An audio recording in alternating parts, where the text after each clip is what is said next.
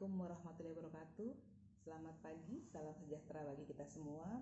Semoga di kelas ini dilindungi oleh Allah Subhanahu wa Ta'ala, Tuhan yang Maha Esa. Kita diberikan kesehatan untuk bisa melalui perkuliahan pada tahun 2020-2021. Baiklah, pada pagi hari ini saya akan menyampaikan bahwa kita ada di mata kuliah metodologi keperawatan, di mana pengampunya adalah saya sendiri, Rahayu Ningtyas, beserta dengan Bapak Ageng Catur Wicaksono, di mana kami akan menyampaikan kepada kelas ini sebanyak 2 SKS, ya, 2 SKS terjadwal.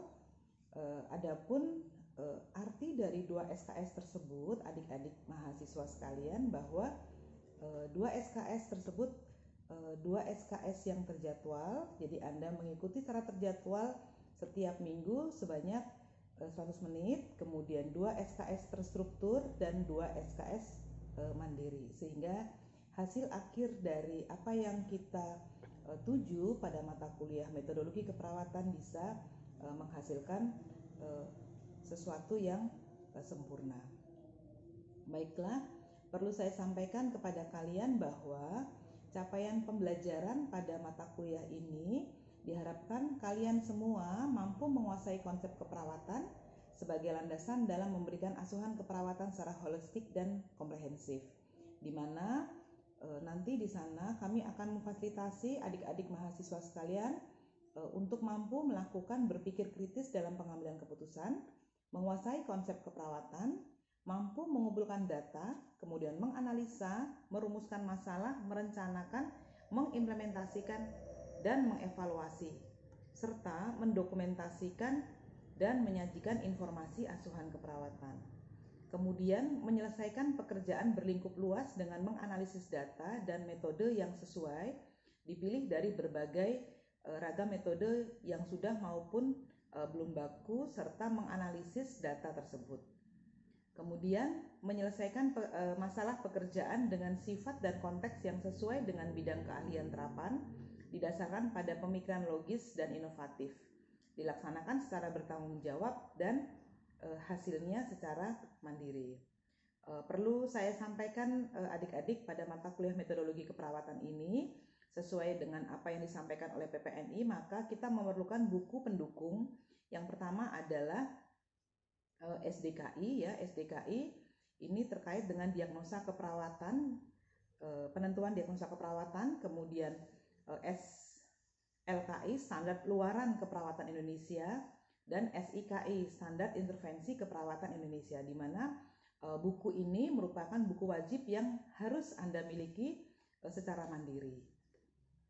Perlu saya sampaikan di sini terkait dengan deskripsi singkat mata kuliah ini, ya, di mana mata kuliah metodologi keperawatan ini menguraikan tentang konsep dasar metodologi penulisan proses perawatan yang mencakup tahapan-tahapan dari pengkajian sampai dengan evaluasi yang berbentuk laporan asuhan keperawatan pada berbagai kasus, ya.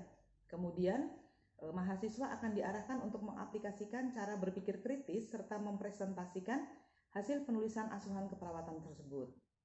Baiklah, pada pertemuan awal kali ini saya akan menyampaikan berpikir kritis dalam keperawatan. Adik-adik sekalian, berpikir kritis dalam keperawatan ini merupakan sebuah komponen yang esensial yang memperlihatkan kebiasaan berpikir, ya. Jadi menjadi seorang perawat yang profesional harus mampu mengambil sebuah keputusan, ya. Terlebih hal itu menyangkut pada asuhan keperawatan kepada pasien, ya. Nah, berpikir kritis ini merupakan reflektif atau pemikiran yang masuk akal tentang masalah keperawatan. Kemudian fokus kepada keputusan yang harus diyakini dan harus dilakukan. Tentunya semua itu diberikan untuk melayani pasien. Berpikir kritis ini juga menggunakan pikiran dan mencakup membuat pendapat, membuat keputusan, menarik kesimpulan, dan merefleksikannya ke asuhan yang harus diterima oleh pasien. Sehingga adik-adik berpikir kritis ini harus rasional. Rasional itu adalah sesuatu yang bisa diterima oleh akal sehat. Tetapi tentunya bukan rasionalisasi. Ya, saya katakan rasionalisasi dan rasional itu berbeda. Rasionalisasi adalah sebuah upaya untuk merasionalkan pendapat pribadi supaya bisa diterima oleh orang lain. Padahal hal tersebut sebenarnya tidak sesuai dengan situasi kondisi yang ada. Sehingga pada berpikir kritis ini memerlukan kemampuan untuk mengevaluasi sebuah pernyataan dan mengidentifikasi alasan. Misalnya adalah bukti yang melandasi evaluasi tersebut. Sehingga harapannya perawat ini nanti mampu mengenali kepentingan dan memiliki keyakinan yang kuat terhadap alasan yang mendasari alasan tersebut. Tentunya alasan-alasan ini harus berdasar. Jika kalian sekarang ada di mata kuliah metodologi keperawatan di mana nanti Anda akan berkutat pada proses keperawatan, maka Anda perlu dasar-dasar.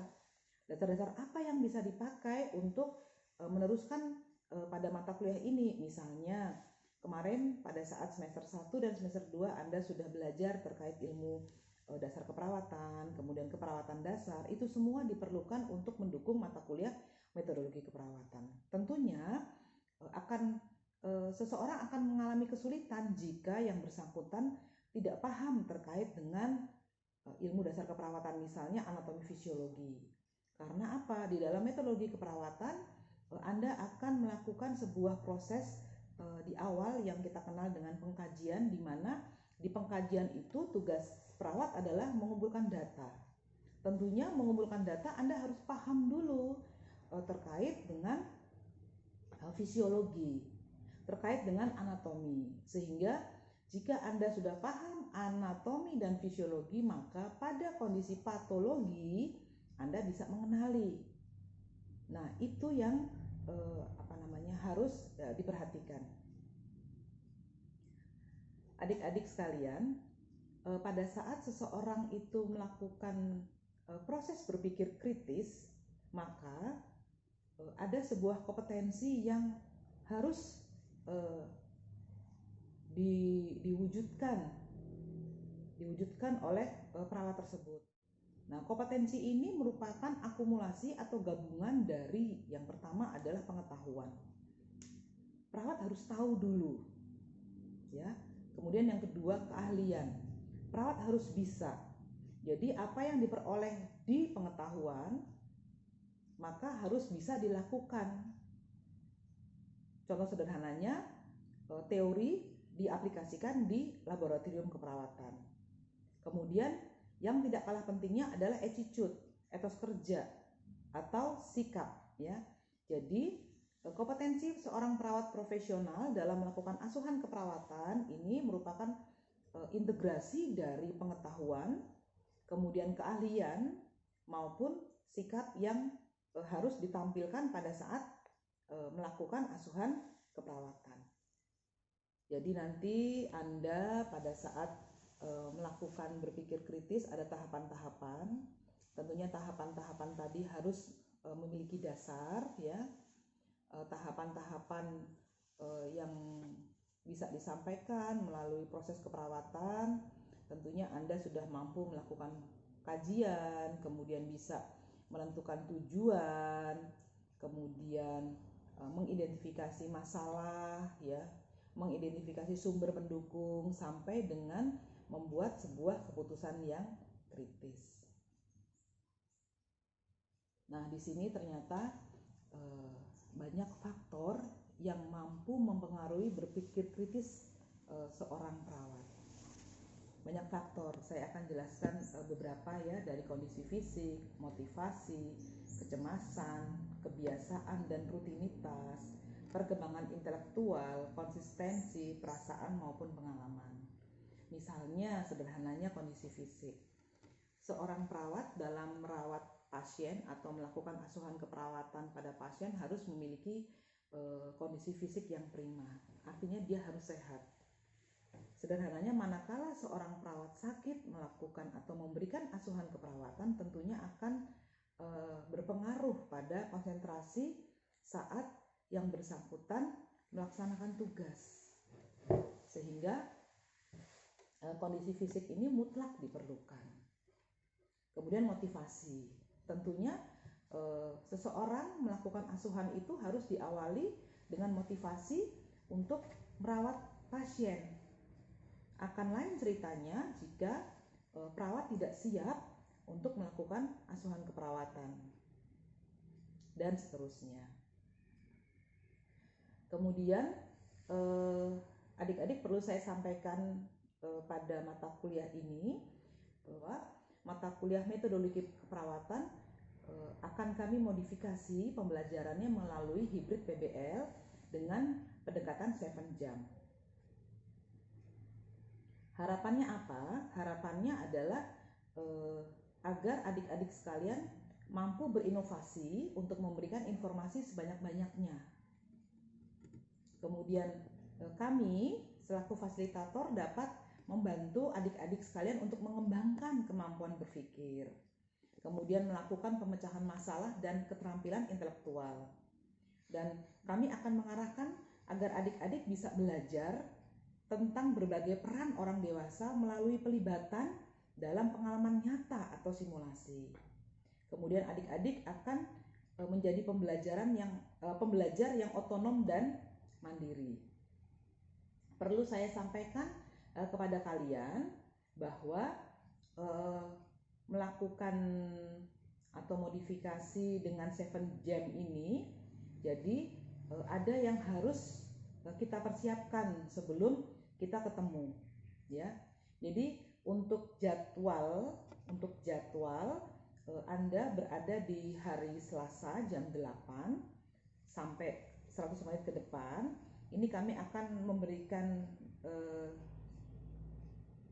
rekaman kepada Anda dan trigger terkait dengan kasus, ya, dimana setelah itu tugas kalian adalah untuk membahas kasus tersebut di dalam kelompok. Baik, saya akan jelaskan langkah-langkah hybrid PBL ini. Jadi yang pertama, Anda tolong membentuk kelompok, ya. Tadi saya sudah pesan dengan ketua kelas dan sudah ada hasilnya. Di dalam kelas Anda sudah terbentuk kelompok. Nah, di sini saya akan berikan trigger buat kalian apa yang harus dilakukan untuk pertemuan kita pada hari H. Nah, pada hari H ini, karena saya lihat jadwal kalian itu ada yang bisa digunakan, ya, saya akan gunakan pertemuan hari H-nya pada setiap hari Jumat, ya. Hari Jumat pagi kita ketemu untuk membahas apa yang sudah saya berikan pada hari Selasa atau tim berikan pada hari Selasa. Kemudian tugas di kelompok, maka kelompok kalian itu membuat objektif belajar dari trigger yang sudah kami sampaikan ke kalian, ya, sehingga nanti kemudian kalian bisa mencari jawaban-jawaban tadi atas objek belajar yang harus Anda kumpulkan. Nah, pada hari H atau hari Jumat kalian itu sudah masuk di ruangan yang ditentukan, ya. Tentunya kita memberlakukan protokol kesehatan, artinya Anda masuk tidak untuk seluruh mahasiswa. Kita bagi dua, ya, kita bagi dua. Nah, di sana kalian berkumpul berkelompok, kemudian sharing terkait apa? Terkait hal yang sudah kami berikan tadi beberapa hari sebelumnya di hari Selasa, ya. Kemudian Anda presentasi, satu kelompok ini berunding memikirkan tanggapan atau tambahan atau komentar terhadap presentasi. Maaf, saya belum sampaikan ke kalian bahwa ada struktur organisasinya, terdiri dari ketua, sekretaris, dan anggota. Tentunya nanti di sini punya peran masing-masing untuk peran ketua, sekretaris, dan anggota. Kemudian setelah satu kelompok berunding ya, kita lakukan diskusi kelas. Jadi Anda melakukan presentasi tadi kan ada kelompok lain di sana ya. Nah, kelompok lain itu bisa memberikan tanggapan atau pertanyaan ataupun tambahan. Setelah presentasi itu selesai, maka akan dilakukan kesimpulan oleh dosen. Ya, dosen akan melakukan kesimpulan. Nah, setelah ini bisa dilakukan kuis ya, kuis. Kemudian mahasiswa bisa mengisi kuesioner yang disampaikan oleh tutor atau fasilitator. Nah, setelah itu, setelah langkah kelima selesai, maka Anda bisa melakukan belajar mandiri. Di langkah ke-6 tadi belajar mandiri, Anda pulang dulu. Nah, nanti kita ketemu lagi di minggu depan. Nah, di minggu depan itu kita ketemu lagi pada hari Jumat, maka tutor ataupun fasilitator akan menyampaikan terkait hasil diskusi yang sudah Anda lakukan pada Jumat sebelumnya. Dan di sana dosen akan melakukan lecture terkait dengan materi yang seharusnya Anda pahami, ya, sehingga Anda di sana Anda bisa tahu apa yang Anda pelajari apakah sudah sesuai atau belum dengan materi yang atau trigger yang diberikan oleh tutor. Nah, di sini saya akan menyampaikan terkait dengan konsep dasar asuhan keperawatan, ya, di mana tentunya asuhan keperawatan yang diberikan oleh perawat dia harus dilandasi kemampuan untuk berpikir kritis, seperti yang sudah saya sampaikan tadi di awal. Ya, harapan kami sebagai fasilitator, maka kompetensi yang kami harapkan dari kalian akan dapat menjelaskan bagaimana konsep proses keperawatan yang terdiri dari pengertian proses perawatan, kemudian tahapan-tahapannya, kemudian manfaat dari proses keperawatan, kemudian apakah proses keperawatan itu merupakan suatu metode penyelesaian masalah keperawatan, kemudian bagaimana perbandingan metode ilmiah dan proses perawatan sebagai penyelesaian masalah. Seperti yang kita ketahui bersama bahwa asuhan keperawatan ini merupakan bagian integral dari pelayanan kesehatan, ya, di mana perawat itu kontak 24 jam dengan pasien, walaupun dilakukan dalam 3 shift, ya.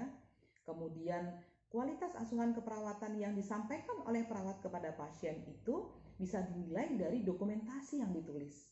Maka adik-adik perlu saya sampaikan ke kalian, metodologi keperawatan ini erat kaitannya dengan dokumentasi keperawatan di mata kuliah selanjutnya dari mata kuliah metodologi keperawatan ini. Dan perlu kalian ketahui bahwa kepuasan pasien itu tergantung dari asuhan keperawatan yang perawat lakukan atau perawat berikan kepada pasien, ya. Sehingga harapannya adalah asuhan keperawatan yang diberikan kepada pasien itu harus diberikan secara profesional.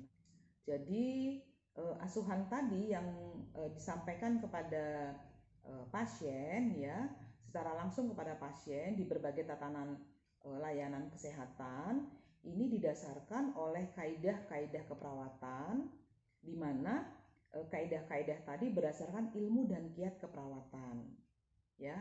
Jadi seorang bisa dikatakan perawat itu jika dia sudah melakukan pendidikan atau menyelesaikan pendidikan minimal di pendidikan tinggi untuk jenjang D3 keperawatan. Itu baru bisa disebut dengan perawat secara undang-undang. Kemudian bersifat humanistik. Artinya humanistik ini di sana berhubungan erat dengan sisi kemanusiaan, ya. Kemudian asuhan yang diberikan itu berdasarkan pada kebutuhan objektif pasien untuk mengatasi masalah yang dihadapi. Nanti setelah Anda melakukan kajian, kemudian melakukan analisa data, maka kita bisa menarik sebuah masalah keperawatan. Apa masalah yang dihadapi oleh pasien. Tentunya nanti ada tata caranya. Jadi nanti kalian tolong dilihat tahapan-tahapan yang dilalui seorang perawat dalam memberikan asuhan keperawatan. Jadi tahapan-tahapan itu mulai dari pengkajian sampai dengan evaluasi. Oke, baik. Jadi tugas kalian setelah pertemuan kita pagi hari ini, ya, setelah Anda membagi kelompok, maka silahkan Anda menyusun sebuah makalah yang nanti akan bisa dipresentasikan. Tentunya harapan saya selaku fasilitator dari mata kuliah ini bersama dengan Pak Ageng, makalah yang Anda buat itu adalah makalah yang secara undang-undang teknologi tidak ada pelanggaran. Ya, harapan saya Anda menggunakan fasilitas perpustakaan misalnya, atau Anda bisa cari di jurnal-jurnal, ya, atau mungkin Anda lihat koleksi di Perpusnas. Tentunya kalau mau melihat koleksi yang ada di Perpusnas atau langgan-langgan yang bisa kita akses, ya Anda harus menjadi anggotanya, ya. Nanti dari sana Anda akan membuat sebuah makalah.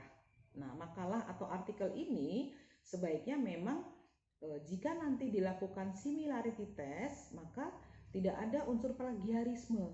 Artinya Anda tidak bisa copy paste dari makalah orang lain. Nanti kalian akan dibimbing bagaimana menyusun sebuah artikel. Jadi nanti kalian akan menerima yang namanya edukasi literasi yang akan disampaikan oleh pustakawan. Ya, tugas untuk penyusunan artikel ini walaupun nanti dipresentasikan pada setiap hari Jumat, nanti akan kita kumpulkan pada akhir sesi. Pada akhir sesi di belakang, tentunya kami akan random sampling untuk kita ketahui dengan menggunakan tes similarity. Kita lihat sejauh mana Anda mampu menyerap edukasi literasi yang sudah disampaikan oleh pustakawan. Sehingga apa? Kalian juga ikut serta untuk mendukung Politeknik Jakpermas Banyumas, khususnya dari Prodi D3 Keperawatan, untuk menuju webometrik nasional, mungkin bahkan internasional, ya. Baik, terima kasih. Apa yang saya sampaikan di sini bisa menginisiasi kalian untuk menyusun tugas yang bisa kalian presentasikan pada hari Jumat besok. Baiklah, terima kasih atas perhatian kalian. Assalamualaikum warahmatullahi wabarakatuh. Selamat pagi, salam sehat selalu.